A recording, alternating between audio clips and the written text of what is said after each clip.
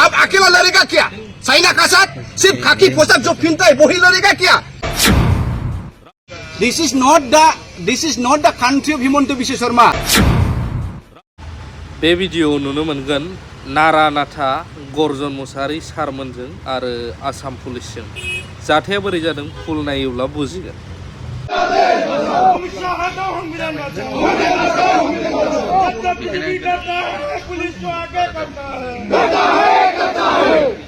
এইটো সম্পৰ্কে পাৰমিশ্যন দিব নেকি কোনোবাই?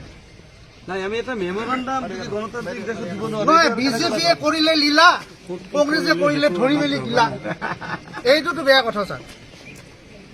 নাই নাই আমাক যাব দিব লাগিব। এইখন গণতান্ত্ৰিক দেশ, আমাৰ অধিকাৰ আছে এইখিনি কৰা। হুলস্থুল নকৰোঁ। Democratic ডেমক্ৰেটিক ৰাইট আৰ্টিকল 91 বৰ্তমান to understand the democratic rights. Please. This country is by the people, for the people and of the people. You are there with this khaki poshak because of এই BJP চৰকাৰ যিয়ে চাই সিটোৱে কৰিব দিয়া নাকি? হিমন্ত বিশ্ব শৰ্মা যিটোৱে মিডিয়াত কৈ সিটোৱে আইন হৈ গৈ আছে, আপুনি কিয় নুবুজি পাৰে? আপোনালোকেতো সংবিধান মানে সেই সংবিধান পঢ়ে শান্তিপূৰ্ণ কংগ্ৰেছ স্নেপ লাইনত যাম। আপুনি যেনেকা ডিজাইন কৰা আমি এইভাৱে যাম, আপুনি আমাক যাব দিব লাগিব। আমি মানি নল'ম বন্ধুসকল। Please you have to understand this is not the country of Himanta Biswa Sarma. This is not the country of Amit Shah. This is not the country of Narendra Modi. This is the country of আমাক লৈ দেশটো ৰক্ষণা কৰিছা।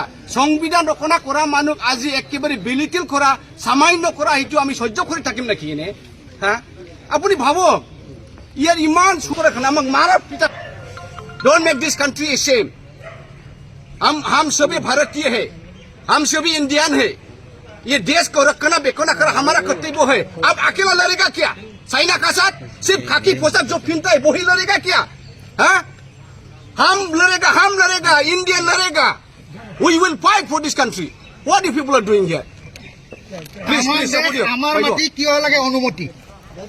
तो अच्छा नहीं हुआ, ये अच्छा नहीं हुआ, बहुत दुखजनक है। देश को हम ऐसा कर नहीं सकता है। देश के लिए हम स्वाधीन किया है, हजारों लाखों हमारा देशवासियों देश के लिए जीवन गवाया है, और उसी को जानना चाहिए ना। और पुलिस प्रशासन भी जैसा ही हिमंत बामा बोलते हैं ऐसा ही पालन करता है, तो हमारा ये डेमोक्रेसी कैसा रहेगा? देखिए श्रीलंका में क्या हुआ है। श्रीलंका में सरकार नहीं है, म्यांमार में सरकार नहीं है, बांग्लादेश में भी ऐसा फाटने वाला है, सरकार नहीं होगा। और ऐसा बीजेपी सरकार रहते रहेगा तो हमारा देश में ऐसा ही होगा। साउथ ने अलग होगा, नॉर्थ ने अलग होगा, नॉर्थ ईस्ट तो भी अलग होगा। तो ऐसा हम मिनिस्टर को हमको क्यों नहीं चाहिए? ये क्यों चाहिए? तो इसीलिए हम बहुत दुख प्रकाश किया है। We all the citizens of this country need to react against this kind of unwanted, disrespectful, trying to belittle Dr. Bhimrao Baba Ambedkar. We are really unhappy with that. শুনক আপুনি আজি অমিত শ্বাহ ডাঙৰীয়াই, হোম মিনিষ্টাৰ ডাঙৰীয়াই এনেকা ভাষণ দিছে, কোনো ভাৰতবাসীয়ে genuine Indian who had the blood of Indian, genuine Indian who respect the freedom fighters, যিয়ে মানে আমাৰ freedom fighter বিলাক ৰেসপেক্ট কৰা আৰু যিয়ে মানে এই সংবিধানক ৰেসপেক্ট কৰা কোনো মানুহে অমিত শ্বাহৰ কথাটো মানি লোৱা নহ'ব। আমি ইয়াৰে আজি অনুসাৰে in this regard we are gathering and we are protesting. We are trying to have a peaceful rally and submit our memorandum to the President of India, Drupadi Murmu ডাঙৰীয়ানী।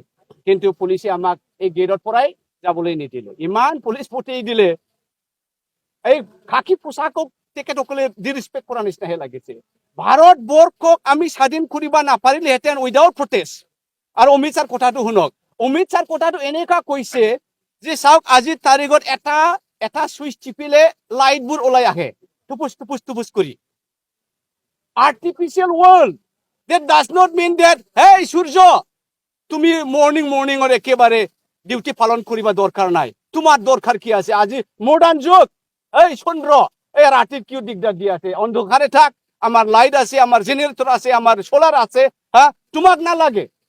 এনেকা ক'ব পাৰিম নে? অমিত শ্বাহ ডাঙৰীয়া সেইটোৱে কৈছে যে डॉक्टर भीमराव बाबा साहब अम्बेडकर वो पुराना आदमी है, उसका जो चिंता, उसका जो क्रिएशन, जो संविधान, ये पुराना हो गया, हमें उसका कोई जरूरत नहीं है। ये भी भाषण होता है क्या?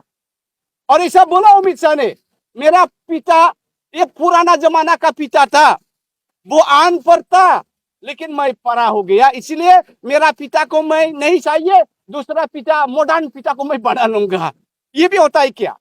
So this is how Mr. Amit Shah has addressed in the parliament, and we are against this. We cannot tolerate, we cannot let them go as they like. This is the reason why we are here today, showing so much of unpleasantness, and the police procession is supporting this kind of unwanted speaking, and they are not allowing us to